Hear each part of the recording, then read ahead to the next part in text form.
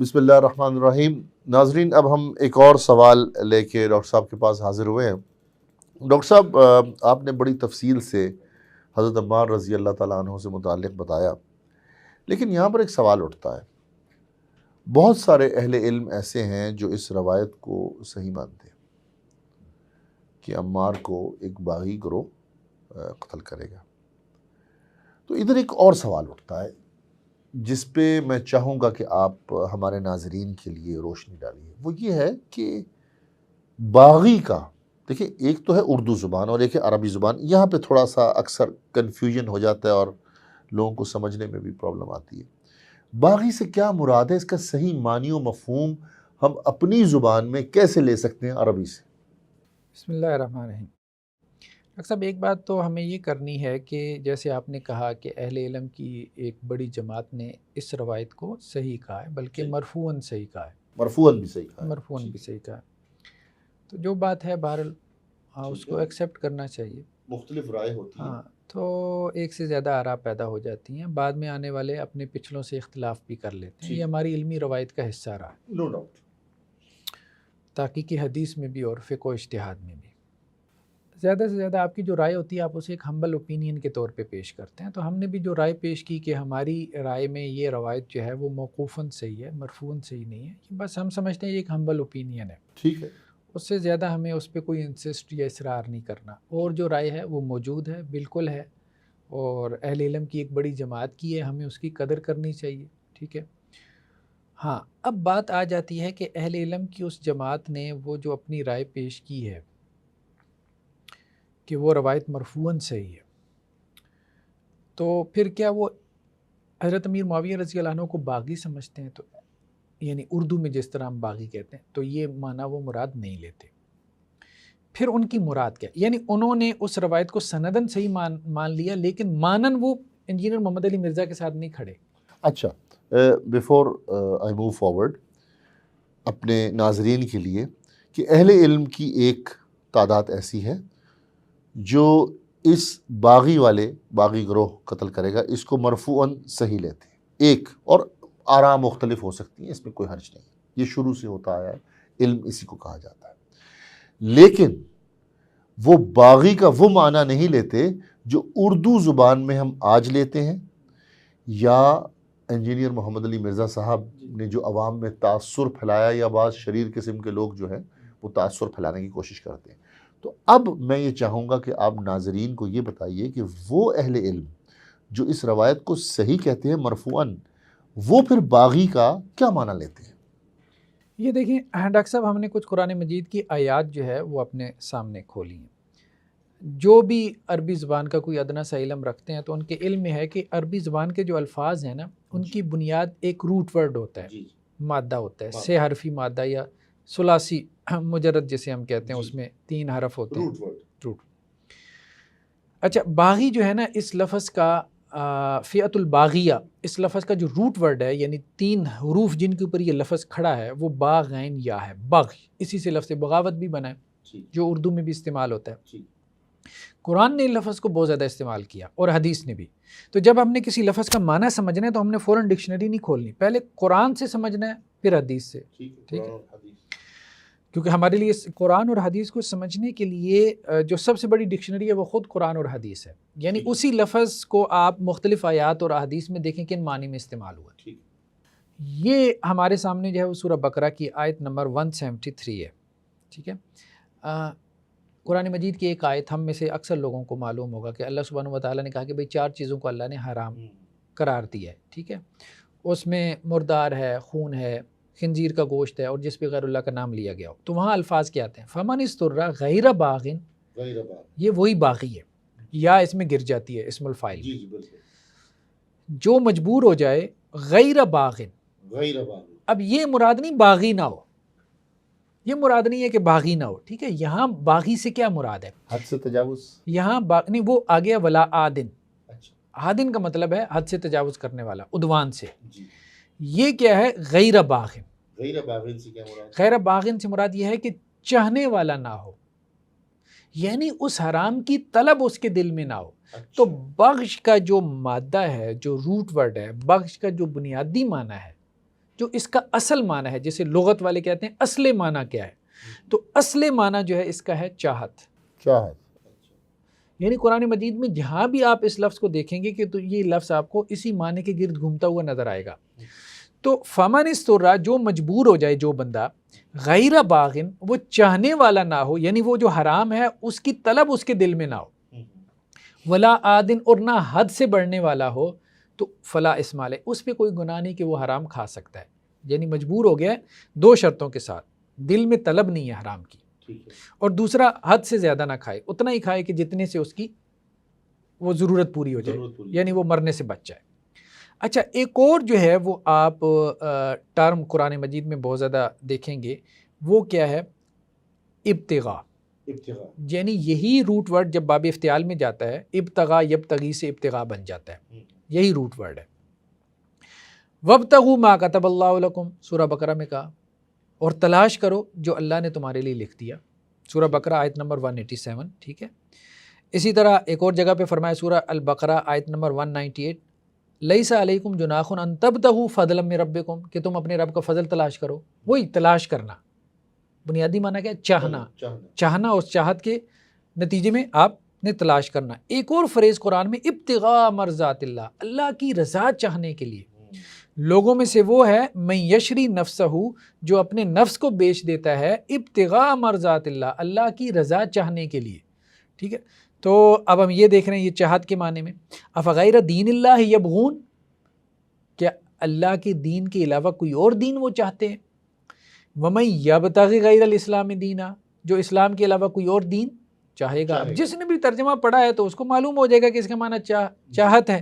ٹھیک ہے. ایک اور جگہ پہ کیا کہا گیا؟ قل یا اہل الکتاب لم تصدون عن سبیل اللہ من آمن تبغونہا عوجا. ٹھیک ہے. تو کیا تم اس میں جو ہے وہ ٹیڑھ تلاش کرتے ہو؟ تو وہی بات، ٹیڑھ چاہتے ہو. یہ آیت بھی بہت اہم ہے، بہت لوگوں نے سنی ہوگی. یا ایھا الذین آمنوا اتقوا اللہ، اہل ایمان اللہ سے ڈر جاؤ. وابتغوا الیہ الوسیلہ، اور اس کی طرف وسیلہ چاہو. ٹھیک ہے. تو اصل میں بیسیکلی جو ہے نا، یہ تو اس کا لغوی معنی ہو گیا نا، یہ اس کا معنی چاہت ہے. چاہت. اچھا، اسی سے قرآن میں یہ ظلم کے معنی میں بھی استعمال ہوا ہے، زیادتی کے معنی میں بھی استعمال. لیکن وہاں اس چیز کو سمجھنے کی ضرورت ہے کہ کیا ظلم اس کا اپنا معنی ہے یا اضافی طور پہ اس پہ آیا ہے. قرآن مجید میں ایک جگہ پہ، یہ سورہ اعراف ہے، آیت نمبر 33، قل انما حرم ربی الفواحش ما ظہر منہا وما بطن، اللہ نے فواحش کو حرام قرار دیا، میرے رب نے، جو کھلم کھلا بے حیائی کے کام ہوں یا چوری چھپے کام، دونوں حرام ہیں. والاسم، اور اللہ نے گناہ کو حرام قرار دیا. والبغی، یہاں پہ ترجمہ کیا کیا جائے؟ اور اللہ تعالیٰ نے گناہ کے علاوہ، یعنی ایک تو بے حیائی کو، دوسرا گناہ کو، اور تیسرا ترجمہ کیا جاتا ہے بغی کو. وہی مادہ آ گیا نا، وہی روٹ ورڈ آ گیا. اللہ نے ظلم کو حرام قرار دیا. لیکن یہاں ساتھ میں قرآن نے کیا کہہ دیا؟ والبغی بغیر الحق، نا حق. اب ظلم اس کا ترجمہ نہیں ہے، نا حق ظلم، ظلم تو ہوتا ہی وہی ہے. یہاں پہ کیا ہے؟ نا حق چاہت کو اللہ نے حرام قرار دیا. یعنی ایسی تمہاری طلب، ایسی تمہاری چاہت، ایسی تمہاری خواہش جو حق پہ نہیں کھڑی، اس کو بغی کہا ہے. یعنی چاہت تو اچھی بھی ہو سکتی ہے، چاہت بری بھی ہو سکتی ہے، چاہت حق کی بھی ہو سکتی ہے، چاہت نا حق کی بھی ہو سکتی ہے. ایسی چاہت جو نا حق کی ہو، نا حق چاہت ہو، نا حق طلب ہو. ہاں، نا حق کی طلب جو ہے، نا حق کی، ایک حق کی طلب ہے نا، ایک نا حق کی طلب ہے. تو بیسیکلی اس کا معنی چاہت اور طلب ہی ہے. والبغی بغیر الحق، اور نا حق کی طلب جو ہے اللہ نے اس کو حرام قرار دی ہے. یہ اصل میں ہے اس کا مفہوم کہ قرآن میں جب یہ بغض کا لفظ آتا ہے اور یہ بات کہی جاتی ہے کہ اللہ تعالیٰ نے تمہیں بغض سے منع کیا ہے، تو وہاں بغض سے مراد کیا ہے؟ نا حق چاہت. وینہا عن الفحشاء والمنکر والبغض، اللہ تعالیٰ تمہیں فحشاء سے، فحش سے، منکر سے اور بغض سے منع کرتا ہے. یعنی بغض سے مراد نا حق بغض، نا حق چاہت، نا حق. تو اب اگر ہم اسی معنی کو اپلائی کر دیں اس روایت کے اوپر، تو آپ زیادہ سے زیادہ یہ کہہ سکتے ہیں کہ وہ جس چیز کی ڈیمانڈ کر رہے تھے اس پہ وہ حق پہ نہیں تھے. نہیں، ہم اس کی طرف آتے ہیں. ابھی ایک اور ہمارے سامنے نا یہ کچھ روایات سے اب ہم بات سمجھ لیں. یہاں بات بہت کھل کے آ گئی ہے. یہاں باغی کا لفظ آ گیا ہے. اچھا یہاں بخش کا نہیں باغی کا لفظ آ گیا. ٹھیک ہے. یہ سنن ترمذی کی روایت ہے اچھا جی. رمضان کے حوالے سے کہ رمضان کی پہلی رات آتی ہے تو شیاطین جکڑ دیے جاتے ہیں. سب نے یہ روایت سنی ہوئی ہے. ٹھیک ہے. اور جہنم کے دروازے بند کر دیے جاتے ہیں اور جنت کے دروازے کھول دیے جاتے ہیں. ٹھیک ہے. اور ایک پکارنے والا پکارتا ہے یعنی فرشتہ. وہ پکارنے والا کیا کہتا ہے؟ یا باغی الخیر. باغی الخیر، خیر کے باغی. ہاں، اے خیر کے چاہنے والے. تو اب اردو میں تو خیر کے باغی ہو جائے گا. خیر کے باغی ہو جائے گا، لیکن اس کا ترجمہ کوئی بھی آپ اٹھا کے دیکھ لیں، خیر کے طلبگار، خیر کے چاہنے والے. اس کو صرف باغی کو ہم اس عربی والے باغی کو اردو والے باغی پر جس طرح لوگ اپلائی کر دیتے ہیں، تو اس طرح تو خیر کا باغی بھی کبھی کوئی ہوا ہے؟ خیر کا باغی کیا ہو سکتا ہے؟ کوئی معنی نہیں ہے نا، کوئی معنی نہیں ہے. ہاں، یا باغی الخیر، اے خیر کے چاہنے والے، اقبل، آگے بڑھ. اچھا، اگر ہم یہ کہیں نا کہ خیر کا باغی بھی ہو سکتا ہے وہ جو خیر سے بھاگ رہا ہے، ٹھیک ہے، تو پھر کہا کیا جا رہا ہے؟ اقبل. اگر وہ خیر کا باغی ہے تو اس کو یہ کہا جائے گا کہ اور آگے بڑھ اور خیر کا باغی بن. تو یہ باغی وہ معنی نہیں ہے جو اردو میں ہم لے رہے ہیں، بلکہ یہاں کیا ہے کہ خیر کے چاہنے والے آگے بڑھ، یعنی خیر پہ عمل کر. کیونکہ رمضان کا مہینہ آ گیا ہے، نیکیوں کا مہینہ آ گیا ہے. اور ویا باغی الشر، اور شر کے باغی یعنی شر کے چاہنے والے. اب اس کو نہیں کہا کہ آگے بڑھ، اقصر، رک جا. شر کے چاہنے والے رک جا. اگر اس معنی میں شر کا باغی لیں جس معنی میں اردو میں لیتے ہیں تو وہ شر کا باغی کون ہوگا؟ جو شر سے بھاگ رہا ہے. ٹھیک ہے، شر کے خلاف جس نے بغاوت کی ہوئی ہے. تو جس نے شر کے خلاف بغاوت کی ہوئی ہے تو وہ تو پسندیدہ آدمی ہے نا، پھر اس کو تو نہیں کہا جائے گا کہ رک جاؤ. تو یہ چاہت کے معنی میں ہے. اسی طرح ایک اور حدیث ہے ہمارے سامنے، یہ سنن نبی داؤد کی ہے کہ اللہ کے رسول نے کہا، یہ بھی مطلب صحیح روایت ہے، علامہ البانی نے اس کو صحیح کہا. آپ صلی اللہ علیہ وسلم نے فرمایا کہ آپ سے سوال ہوا کہ گری پڑی چیز جنہیں لقطہ کہتے ہیں، کوئی چیز گری پڑی مل جاتی ہے انسان کو، تو اللہ کے رسول وسلم نے کہا کہ بھئی 1 سال تک اعلان کرو. تو پھر آگے جا کے کیا الفاظ ہیں؟ فَإِن جَاءَ بَاغِيهَا، اگر تمہارے پاس اس کا باغی آ جائے، اس شے کا طلبگار آ جائے، فَأَدِّهَا إِلَيْهِ، تو وہ اس کو واپس کر دو. تو بیسیکلی باغی کا معنی طلبگار ہے، یہ معنی اس کا ہے ہی نہیں، یہ حدیثوں میں موجود ہے. یہ ایک بہت بڑا اکثر ایشو پرابلم پیش آتا ہے کہ اردو زبان میں وہ اصل لفظ تو عربی سے آیا ہوتا ہے، لیکن اردو میں اس کی امپلیکیشن ڈیفرنٹ ہوتی ہے، اور اصلاً اس کا معنی عربی میں کچھ اور ہوتا ہے. تو باغی کا بھی مسئلہ ایسا ہی ہے. باغی کا بھی مسئلہ ایسی ہے. باغی کا بنیادی معنی چاہت ہے اور باغی کا مطلب چاہنے والا ہے. ہاں، عربی میں ایسا ہو جاتا ہے کہ باغی سے مراد وہ لے لیا جاتا ہے، وہ دوسرا باغی بھی لے لیا جاتا ہے، بعض اوقات لے لیا جاتا ہے، لیکن وہ اس کا اصل معنی نہیں ہے. لیکن اس وقت ہم نے کہا کہ اس کے ساتھ کچھ معذوف ہوتا ہے، جیسے قرآن نے کہا نا والبغی بغیر الحق، نہ حق چاہت. تو باغی اس کو بھی کہہ سکتے ہیں کہ جو بنیادی معنی تو اس کا یہی ہے کہ چاہنے والا، جو نہ حق کو چاہتا ہے اس کو بھی آپ باغی کہہ سکتے ہیں. ٹھیک ہے، اس معنی میں کہہ سکتے ہیں، لیکن بنیادی معنی اس کا باغی ہی ہے. تو اب تقتل الفئۃ الباغیہ کے معنی کیا ہیں؟ ٹھیک ہے، اس کا معنی یہ ہے، وہ اہل علم جو اس روایت کو صحیح مانتے ہیں، جیسا کہ ابن تیمیہ علیہ الرحمہ نے بہت تفصیلی بات کی ہے اس کے اوپر اپنے مجموع الفتاویٰ میں، وہ یہ کہتے ہیں کہ اس کا معنی ہے اصل میں چاہنے والا، کیونکہ کتاب و سنت میں یہ لفظ اسی معنی میں استعمال ہوا ہے. ٹھیک ہے. تو اب ان کو ایک ایسا گروہ قتل کرے گا کہ جو چاہنے والا، اس سے کیا مراد ہے، کیا اس کی، کیونکہ یہاں تو حدیث میں یہ آ گیا نا کہ خیر کا چاہنے والا، شر کا چاہنے والا، تو وہ کیا چاہنے والا تھا، اس کی وضاحت نہیں آ گئی.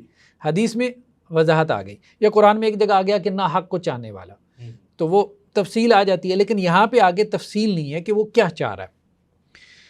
وہ ابن تیمیہ علیہ الرحمہ نے کہا ہے کہ وہ تفصیل دوسری حدیثوں میں ہے. اچھا، دوسری حدیثوں کو سامنے رکھنے سے یہ بات واضح ہوتی ہے کہ جو وہ گروہ چاہ رہا تھا وہ حق سے زیادہ تھا. حق سے زیادہ تھا، نہ حق نہیں تھا، اپنے حق سے زیادہ تھا، یہ جتنا حق بنتا تھا اس سے زیادہ تھا، اس سے زیادہ چاہ رہا تھا. اچھا اچھا، اگر 10% بنتا ہے تو 15%. ہاں، ایسا چاہ رہا تھا. اس اعتبار سے جو ہے آپ اس کو باغی کہہ سکتے ہیں.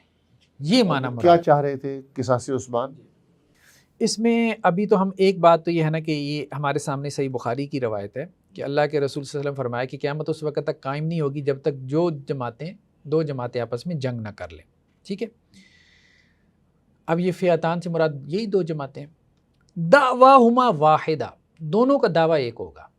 ایک بات تو یہ معلوم ہو گئی، دونوں کا دعویٰ کیا ہوگا؟ ایک ہوگا. دونوں کا دعویٰ ایک ہوگا سے کیا مراد ہے؟ یہ صحیح بخاری کی روایت ہے. شیخ عبدالستار حماد یہ دارالسلام نے اس کا ترجمہ کیا ہے، اور شیخ عبدالستار حماد حفظہ اللہ تعالی ان کی شرح ہے کہ دونوں گروہوں میں سے ہر ایک دعویٰ کرے گا کہ وہ حق پر ہے. دونوں کا دعویٰ ایک ہوگا. مراد کیا ہے کہ حق پہ ہونے کا دعویٰ کریں گے دونوں، اور دونوں کا دعویٰ یہ ہوگا کہ دوسرا فریق حق پر نہیں ہے. ٹھیک ہے. تو اس اعتبار سے دونوں کا دعویٰ ایک ہوگا. یہ اللہ کے رسول صلی اللہ علیہ وسلم نے کہا. ایک بات تو ہمیں یہاں سے معلوم ہو گئی. ٹھیک ہے. دوسری اس کے بعد صحیح مسلم کی روایت ہے کہ آپ صلی اللہ علیہ وسلم فرمایا وہ جو 3 گروہ ہو جائیں گے میری امت میں، تو کہا کہ ان میں سے جو گروہ جو ہے وہ حق سے زیادہ قریب ہوگا وہ خوارج سے قتال کرے گا. تو وہاں الفاظ کیا ہیں؟ اولت طائفتین بالحق، اولا ولی سے زیادہ قریب سے، یہ افعل التفضیل کا صیغہ ہے. دونوں گروہوں میں سے جو حق کے زیادہ قریب ہوگا، حق سے زیادہ تعلق رکھنے والا ہوگا، یعنی دوسرا ناحق نہیں ہوگا.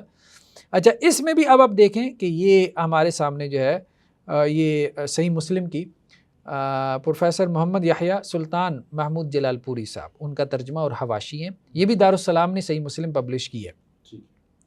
اس میں یہ اس کی شرح میں یہی بات کہتے ہیں کہ حضرت علی رضی اللہ عنہ کا موقف حق سے قریب تر تھا، اور اس کو اپنانا یا اختیار کرنا زیادہ صحیح اور درست تر تھا.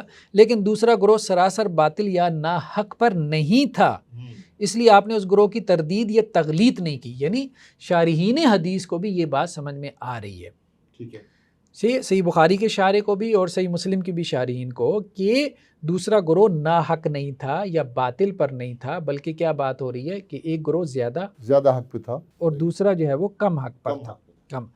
اچھا، اسی طرح سے باطل پہ نہیں تھا. یہ سنن ابی داؤد ہمارے سامنے ہے. سنن ابی داؤد میں بھی یہ روایت ہے. اب اس کے مترجم کون ہے؟ فضیلت الشیخ ابو عمار عمر فاروق سعیدی صاحب. یہ بھی دارالسلام نے پبلش کی ہے. یہ ایک اور شارح کا بیان آ گیا کہ وہی روایت ہے کہ اولت طائفتین بالحق. ٹھیک ہے، کہ خوارج سے کون قتال کرے گا؟ جو حق کے زیادہ قریب ہوگا. اور اس کی شرح میں یہی کہتے ہیں کہ دونوں گروہوں میں سے جو حق سے قریب تر ہوگا تو وہ خارج سے قتال کرے گا، خارج سے جنگ کرے گا. اور اس کی شرح میں آگے چل کے یہ کہتے ہیں کہ حضرت علی اور حضرت معاویہ رضی اللہ عنہ دونوں اور ان کے ساتھیوں کے بارے میں طعن و تشنیع کی بجائے کف لسان ضروری ہے، کیونکہ دونوں ہی مسلمان اور حق پر تھے. دونوں حق پر تھے. اب ہم دیکھیں نا، سوال ہمارا یہاں سے چلا تھا کہ اہل سنت کے علماء جو ان روایتوں کو صحیح مانتے ہیں پھر وہ اس کا کیا ترجمہ کرتے ہیں؟ کیا تعبیر تشریح کیا کرتے ہیں؟ توجیہات کیا پیش کر وہ دونوں گروہوں کو حق پہ سمجھتے ہیں، لیکن ایک گروہ کو زیادہ حق پہ سمجھتے ہیں، دوسرے کو کم حق پہ. تو وہ یہ کہتے ہیں کہ دوسرے گروہ کا جو مطالبہ تھا وہ ضرورت سے زیادہ تھا، اس لیے وہ کم حق پہ تھا. تو وہ باغی کا معنی یہ لیتے ہیں کہ وہ حق سے زیادہ چاہ رہا ہے، کہ وہ جتنا ان کا حق بنتا تھا اس سے زیادہ ڈیمانڈ کر رہے تھے. تو حق اصل میں کیا بنتا تھا؟ حق ان کا تھا قصاص عثمان کے حوالے سے مطالبہ کرنا. حضرت عثمان رضی اللہ عنہ کے قصاص کے حوالے سے حضرت علی رضی اللہ عنہ سے مطالبہ کرنا، یہ ان کا حق بنتا تھا. ٹھیک ہے. جنگ جمل میں جو تھے یا جنگ صفین میں بھی جو دوسرے صحابہ تھے دوسری طرف تھے، کیونکہ حضرت علی رضی اللہ عنہ کو خلیفہ بنا دیا گیا تھا اور حضرت عثمان رضی اللہ عنہ کو ناحق شہید کیا گیا، اس پہ بھی اجماع ہے. حضرت علی رضی اللہ عنہ خلیفہ بن گئے، اس پہ بھی اجماع ہے. اور تیسری بات کہ اس پہ بھی اتفاق ہے کہ یہ جو حدود قائم کرنا ہے، قصاص لینا، یہ حکمران اور خلیفۃ المسلمین کا کام ہے. اس میں بھی تو اب ظاہری بات ہے مطالبہ کس سے ہونا تھا؟ انہی سے ہونا تھا نا، حضرت علی رضی اللہ عنہ سے. تو اب اس مطالبے میں وہ حق بجانب تھے کہ حضرت عثمان کے قاتلوں کا قصاص آپ لیں. حضرت علی رضی اللہ عنہ سے اس مطالبے میں وہ حق بجانب تھے. ہاں، بعد میں کچھ اور مطالبات بھی شامل ہو گئے، جن میں ایک مطالبہ جو حضرت ابی معاویہ رضی اللہ عنہ کی طرف سے آیا تھا کہ آپ کو چونکہ باغیوں نے منتخب کیا ہے، وہ حضرت علی رضی اللہ عنہ کو کہتے تھے کہ آپ کا انتخاب انہی لوگوں نے کیا ہے جو باغی تھے، جنہوں نے حضرت عثمان رضی اللہ عنہ کو شہید کیا تھا، جیسے مالک بن حارث، اشتر اور اس طرح کے اور لوگ. ٹھیک ہے. تو اس لیے آپ جو ہے نا وہ معزول ہو جائیں خلافت سے، آپ معزول ہو جائیں، اور معزول ہونے کے بعد دوبارہ جو عامت المسلمین ہیں وہ مسلمانوں کے لیے اپنا خلیفہ جو ہے اس کا انتخاب کریں. یہ جو دوسرا ان کا مطالبہ تھا نا، یہ بیسیکلی جو مطالبہ یہ حق سے زیادہ چاہ رہے تھے. ان کی دستبرداری جو وہ چاہ رہے تھے یہ حق سے زیادہ تھا، یہ حق سے زیادہ جہاں تک قصاص عثمان کا مطالبہ تھا وہ درست تھا، وہ حق بجا. اور اس کے اوپر تو ساری امت کا اتفاق ہے کہ قصاص عثمان کا مطالبہ درست تھا، اور حضرت علی نے اس کا انکار بھی نہیں کیا تھا کبھی.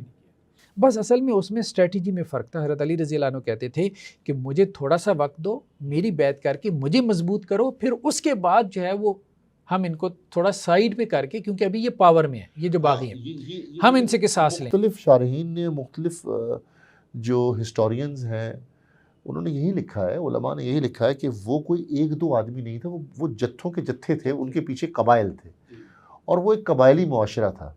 تو حضرت علی رضی اللہ تعالی عنہ قصاص عثمان کے قائل تھے، لیکن ان کا مطالبہ یہ تھا، ان کا نقطہ نظر یہ تھا کہ امیر معاویہ میرے ساتھ مل جائیں، میں سیاسی لحاظ سے مضبوط ہو جاؤں، اور ہم دونوں مل کے قصاص عثمان کو بہتر طور پہ حاصل کر سکتے ہیں، میں اس وقت اکیلا اس پوزیشن میں نہیں ہوں. جی ایسے ہی تھا. تو ان کا اصرار تھا کہ نہیں، آپ پہلے قصاص عثمان لیں پھر بیعت کریں گے. تو یہ حق سے تجاوز تھا، اور پھر بعد میں جب انہوں نے یہ کہا کہ آپ بھی دستبردار ہو جائیں، تو یہ حق سے زیادہ مطالبہ تھا. تو اس جگہ پہ انہی علماء نے یہ کہا ہے، جو اس آپ کی جو بات کو اگر میں اس کا خلاصہ کروں، وہ یہ ہے کہ وہ اہل علم جو اس روایت کو مرفوعاً صحیح سمجھتے ہیں کہ عمار کو ایک باغی گروہ قتل کرے گا، وہ باغی کا معنی کیا لیتے ہیں؟ کیا باغی کا معنی وہ لیتے ہیں جو ہم اردو زبان میں باغی لیتے ہیں معنی، یا جو انجینئر محمد علی مرزا صاحب پروپوگیٹ کر رہے ہیں پچھلے چند سالوں سے، یا جو روافظ ہیں وہ معنی لیتے ہیں؟ بلکہ آپ نے یہ کہا کہ وہی علماء جو اس حدیث کو مرفوعاً درست سمجھتے ہیں، صحیح سمجھتے ہیں، وہ بھی باغی کا معنی وہ لیتے ہیں کہ ایک ایسا شخص یا ایک ایسا گروہ جو حق سے زیادہ طلب کرے، اپنے رائٹ سے، جو اس کا رائٹ بن رہا ہے نا، وہ اس سے زیادہ کا مطالبہ کر ہے. اور ہم نے پھر اپنی مثال بھی دی کہ قصاص عثمان کا مطالبہ تو درست تھا، لیکن قصاص عثمان جس انداز میں مانگا گیا، یا حضرت علی کی دستبرداری کا بھی اس میں ساتھ ایڈیشن کر دی گئی، یہ حق سے زیادہ تھا. تو وہ بھی اس معنی میں ہی لیتے ہیں، اس معنی میں نہیں لیتے جس معنی میں انجینئر محمد علی مرزا یا اس طرح کے لوگ تان و تشنیع کا دروازہ. تو بیسیکلی یہ حق و باطل کی جنگ تھی نہیں کہ جس میں آپ دوسروں کو باغی بنائیں، ٹھیک ہے نا، ہاں اردو والا باغی بنائیں، ٹھیک ہے. کفر اور اسلام کی جنگ بنا کے لوگ پیش کرتے ہیں کہ جس نے علی کی مخالفت کی وہ منافق ہے، جس نے علی سے اتفاق نہیں کیا وہ منافق ہے. تو یہ میرا خیال ہے کہ ایسی باتیں اصل میں عام طور پہ جو ہے نا موضوع اور من گھڑت روایتیں ہوتی ہیں. جی ٹھیک ہے، تو ان روایتوں کی کوئی حیثیت نہیں ہوتی. بیسیکلی یہی ہم کہتے ہیں کہ حضرت علی رضی اللہ عنہ جو ہے وہ زیادہ حق پر تھے، زیادہ حق پر، اقرب الی الحق، اقرب الی الحق تھے. اچھا، اس کا ترجمہ جو ہے نا، اس روایت کا اقرب الی الحق کا مرزا صاحب نے عجیب کیا. اچھا، اقرب الی الحق کا ترجمہ تو ویسے ہے کہ حق کے زیادہ قریب. اچھا، مرزا صاحب کیا کہتے ہیں؟ نوٹ لگا کے. درمیان میں. اچھا، ترجمہ تو یہی کیا ہے کہ دونوں گروہوں میں سے جو اقرب الی الحق ہوگا. اب سب کو بات سمجھ میں آتی ہے، جس کو اردو آتی ہے نا اس کو پتہ ہے اقرب الی الحق کا کیا ہے. ترجمہ تو یہ کر گیا. پھر آگے کیا کہتے ہیں؟ نوٹ لگا کے اقرب الی الحق سے مراد ہے حق والا گروہ. اقرب الی الحق کا مطلب حق والا کیسے ہو گیا؟ دوسروں کو انہوں نے باطل بنانا تھا نا. جب وہ یہ مان لیں کہ اقرب الی الحق کا مطلب ہے حق کے زیادہ قریب، تو مطلب دوسرا بھی حق پر تھا. دیکھیں، عربی زبان میں بعض چیزیں تو اتنی آسان اور واضح ہیں جو اردو والوں کو بھی سمجھ آ جاتا ہے. ایسے ہی بعض چیزیں جو ہیں وہ سمجھ نہیں آتی، ہمیں کسی ماہر کی، ایکسپرٹ کی ضرورت ہے. لیکن اقرب الی الحق یہ تو میرا خیال ہے کہ ہر. اچھا، یہاں پہ انہوں نے نا اس معنی کو ثابت کرنے کے لیے ایک آیت کا حوالہ دے دیا. یہ آیت سورہ آل عمران کی 167 ہے، یہ ہم ذرا دیکھ لیتے ہیں. دیکھیں یہاں پہ اللہ سبحانہ و تعالیٰ منافقین سے مخاطب ہے. ٹھیک ہے، وہ جو غزوہ احد میں 300 کے قریب، اللہ کے وسلم 1000 کے ساتھ نکلے تھے تو وہ پیچھے ہو گئے تھے نا. تو ان پہ تبصرہ کرتے ہوئے غزوہ احد کے بعد اللہ تعالیٰ نے کہا ہم للکفر یومئذ، اس دن وہ کفر کے اقرب منہم للایمان، ایمان کی نسبت زیادہ قریب تھے. تو اب مرزا صاحب یہ کہتے ہیں کہ یہاں زیادہ قریب معنی نہیں بنتا. اقرب منہم یہاں زیادہ قریب معنی نہیں بنتا، کیونکہ منافق جو ہے نا وہ ایمان کے قریب نہیں ہوتا، بلکہ وہ ہوتا ہی کفر پر ہے. ٹھیک ہے. حالانکہ جتنے بھی لوگوں نے ترجمے کیے ہیں، یہ محمد حسین نجفی شیعہ عالم دین کا ترجمہ ہے، کیا کہتے ہیں؟ اس وقت وہ بنسبت ایمان کے کفر کے زیادہ قریب تھے. ٹھیک ہے. ابھی تو ہم صرف ترجمے دکھا دیں نا کہ اہل علم میں کیا ترجمے کیے, مرزا صاحب کی کیا حیثیت ہے, ان کو کیا عربی آتی ہے, ٹھیک ہے. اچھا, احمد رضا خان بریلوی, ٹھیک ہے, بریلویوں کے جو بڑے جو ہے وہ عالم دین, اور یہ کیا ترجمہ کرتے ہیں, اور اس دن ظاہری ایمان کی بنسبت کھلے کفر کے زیادہ قریب تھے. وہی بات آ گئی, زیادہ قریب تھے. ابو العلا مودودی اس وقت وہ ایمان کی نسبت کفر سے زیادہ قریب تھے, ٹھیک ہے. فتح محمد جلندری علیہم الرحمہ, یہ اس دن ایمان کی نسبت کفر کے زیادہ قریب تھے. جس کا ترجمہ آپ اٹھا کے دیکھ لیں, زیادہ قریب. وہ یہ کہہ سکتے ہیں تو میٹافورک لفظ استعمال ہوا ہے, تھے تو وہ کافر ہی. کافر زیادہ تھے, دیکھیں ان میں ضعف ایمان والے بھی تھے. اچھا, منافق سارے کے سارے ایسے نہیں تھے کہ جن کے اندر جو ہے وہ کل کا کل کفر تھا. بہت سے ایسی بھی تھی. قرآن مجید نے سورہ بقرہ کے شروع میں منافقین کے لیے 2 مثالیں بیان کی, ٹھیک ہے. تو منافق میں بھی فرق کیا گیا.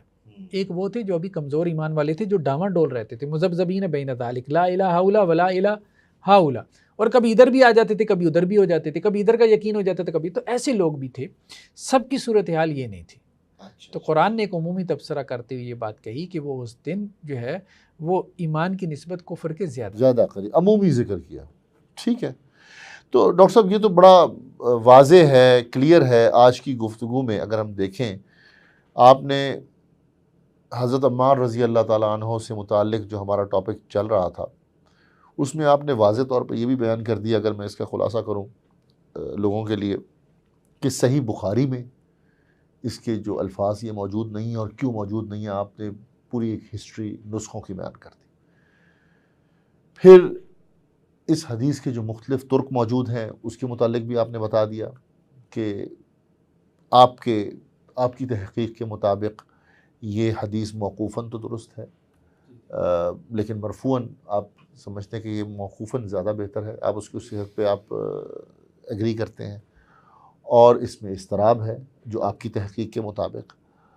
اور اس کے بعد آپ کہتے ہیں کہ اس لحاظ سے, مطلب آپ اس ایشو کو اس لحاظ سے دیکھتے ہیں. لیکن پھر اس کے ساتھ ساتھ آپ نے, تاکہ تشنگی نہ رہے, آپ نے یہ کہا کہ کچھ اہل علم ایسے بھی ہیں جو اس روایت کو مرفوعاً درست سمجھتے ہیں. تو جو اس کو مرفوعاً درست بھی سمجھتے ہیں, اگر ہم ان کی بات بھی مان لیں, وہ بھی باغی کا وہ معنی نہیں لیتے جو اردو زبان میں معنی لیا جاتا ہے. وہ بھی آپ نے تفصیلاً بیان کر دیا. لیکن جو اس کو موقوفاً درست سمجھتے ہیں اور اس کے متن میں اضطراب سمجھتے ہیں, اس میں آپ اکیلے نہیں ہیں. یعنی کوئی شخص یہ نہ کہے کہ حافظ زبیر صاحب آپ امت مسلمہ میں واحد آدمی ہیں جو یہ تصور پیش کر رہے ہیں. امام احمد بن حنبل کے اقوال ہم نے آپ کے سامنے پیش کیے. یعنی اہل علم کی مختلف آراء ہیں. یعنی ایک رائے ہے کہ اس میں اضطراب ہے, یہ موقوفاً تو درست ہے.